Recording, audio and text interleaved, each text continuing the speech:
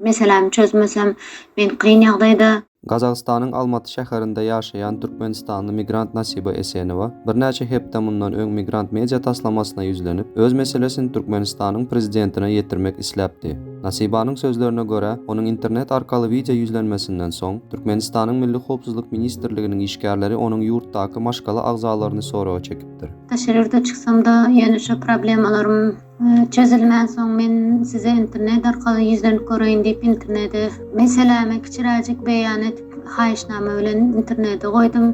Daha şu zolaýtym hukuk goraýçy daralary meniň maşgala agzalarymdan adam çağırıp o meselemi çözüp yardım bermegiň deregine men maşgala agzalaryma şu TikTok'a goýmasyn diýip diýip sargapdyrlar.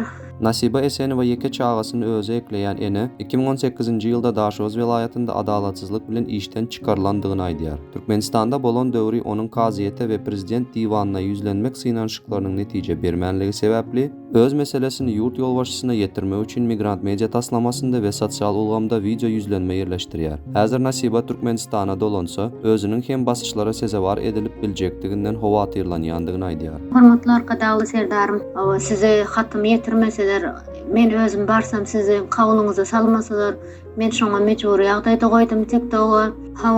Inde men baran ýagdaýymda watanyma, oğlum ýanyna, başgalarymyň ýanyna baran ýagdaýymda menem şeýle çağıryp, näme TikTok'a goýdyň sen şeýle meseleni zat diýjek ýalyk bolup duýulyp dur da, menem şu agzym ýatjak ýalyk bolup duýulyp dur.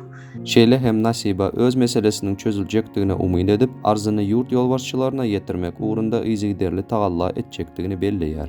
Ýöne men şu meselem çözülmese, zat etmese barbarym agzym ýapylmaz. Men şoly meselem hökman suraty siziň dikkatiňize ýetirjek bolup, bunlaryň meselemi çözmesem men kıyın ýagdaýda